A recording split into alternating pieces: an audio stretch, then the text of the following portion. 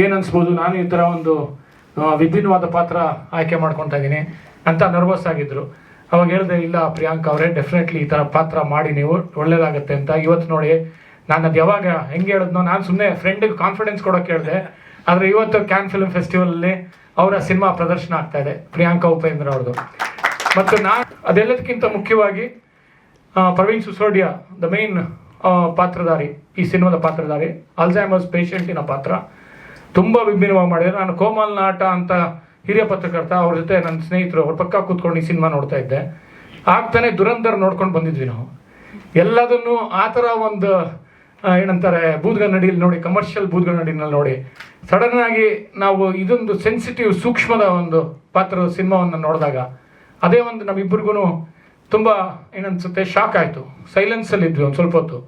ಯಾಕೆಂತಂದರೆ Alzheimer's patients ನಾವು ದೂರದಿಂದ ನೋಡಿರ್ತೀವಿ. ಮನೆಯಲ್ಲೇ ಒಬ್ಬ ಆಲ್ಝೈಮರ್ಸ್ ಪೇಷಂಟ್ಸ್ ಇದ್ದಾಗ ಆಮೇಲೆ ಆ ಪಾತ್ರನ ಒಂದು ಎಷ್ಟು ಸೂಕ್ಷ್ಮವಾಗಿ ಮಾಡಿದ್ದಾರೆ ಅಂದರೆ ಪ್ರವೀಣ್ ಸಿಸೋಡಿಯಾ ಎಕ್ಸ್ಟ್ರಾರ್ಡನರಿ. ನೀವು ನೋಡಬೇಕು. ನಾನು ಹೆಚ್ಚಿನ ಸಿನಿಮಾ ಬಗ್ಗೆ ಹೇಳಲ್ಲ, ಯಾಕಂದರೆ ರಿಲೀಸ್ ಆಗ್ತದೆ ಮೇ 22ನೇ ತಾರೀಕು ರಿಲೀಸ್ ಆಗ್ತದೆ. ನೀವು ನೋಡಿ, ತುಂಬ ಚೆನ್ನಾಗಿ ಮಾಡಿದ್ದಾರೆ, ಎಕ್ಸ್ಟ್ರಾರ್ಡನರಿ ಮಾಡಿದ್ದಾರೆ. ಇವಾಗ 22 ಆಗಿದೆ. 22 ವರ್ಷಕ್ಕೆ ಇಷ್ಟು ದೊಡ್ಡ ಹೆಸರು ಮಾಡಿರೋದು ಒಬ್ಬ ನಮ್ಮ ಸ್ನೇಹಿತರ ಮಗಳು. ಇನ್ನೂ ದೊಡ್ಡ ಹೆಸರು ಮಾಡ್ತೀರಾ. All the best to you and wish you good luck and congratulations. ಆಮೇಲೆ ಇನ್ನೊಂದು ಮುಖ್ಯವಾಗಿ ಲಾಸ್ಟ್ ಒಂದು ಮತ್ತೆ ಹೇಳ್ಬಿಡ್ತೀನಿ. ನನ್ನ ಹುಟ್ಟಿದಬ್ಬ 22ನೇ ತಾರೀಕು ಸೆಪ್ಟೆಂಬರು. ಉಪೇಂದ್ರ ಸರ್ ಅವರು ಹುಟ್ಟಿದಬ್ಬ ಸೆಪ್ಟೆಂಬರ್ 18. ಸೆಪ್ಟೆಂಬರ್ 21 ಸಿನಿಮಾ ಮಾಡಿದ್ದೀರಾ. ಎರಡರ ಮಧ್ಯ ಡೆಫಿನೆಟ್ಲಿ ಸಕ್ಸಸ್ ಆಗುತ್ತೆ. All the best you and congrats. ಆಗುತ್ತೆ ಅಥವಾ ಡಿಮೆನ್ಷಿಯಾ ಆಗುತ್ತೆ ಅಂತ ಅದು ಒಂದು ನಾವು ತುಂಬಾ ಚೆನ್ನಾಗಿ ತೋರಿಸಿದೀವಿ ಈ ಮೂವಿನಲ್ಲಿ. ಕ್ಲಿನಿಕಲಿ ಆಲ್ಝೈಮರ್ಸ್ ಜಾಸ್ತಿ ಆಗ್ತಾ ಯಾವ ತರ ಆಗುತ್ತೆ ಒಬ್ರಿಗೆ.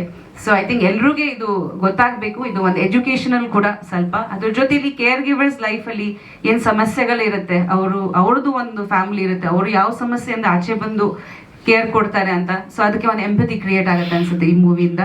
ಸೊ ತುಂಬಾ ವಿಷಯಗಳಿದೆ ಮೂವಿನಲ್ಲಿ. ಅದ್ರ ಜೊತೆಲಿ ಒಂದು ಬರೀ ಡಾಕ್ಯುಮೆಂಟ್ರಿ ತರ ಅಲ್ಲ ಅನ್ಕೋಬೇಡಿ, ಇದರಲ್ಲಿ ಲೈಟ್ ಮೂಮೆಂಟ್ಸ್ ಕೂಡ ಇದೆ, ಫ್ರೆಂಡ್ಶಿಪ್ ಇದೆ, ಹ್ಯೂಮನ್ ರಿಲೇಷನ್ಸ್ ಬಗ್ಗೆ ಕೂಡ ಇದೆ.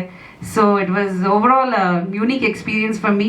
ತುಂಬಾ ಖುಷಿ ಆಗ್ತಿದೆ, ಯಾಕಂದ್ರೆ ನಾವು ಕನ್ನಡ ಅಂಡ್ ಹಿಂದಿ ವರ್ಷನ್ ಮಾಡಿದೀವಿ. And first time I think ನನ್ನ ಸಿನಿಮಾ ಕಾನ್ಸ್ಗೆ ಪ್ರೀಮಿಯರ್ ಆಗ್ತಿದೆ ಅಂತ ತುಂಬಾ ಖುಷಿ ಆಗ್ತಿದೆ ವರ್ಲ್ಡ್ ಪ್ರೀಮಿಯರ್ ಅಲ್ಲಿ. So it's a big honour and I am so proud of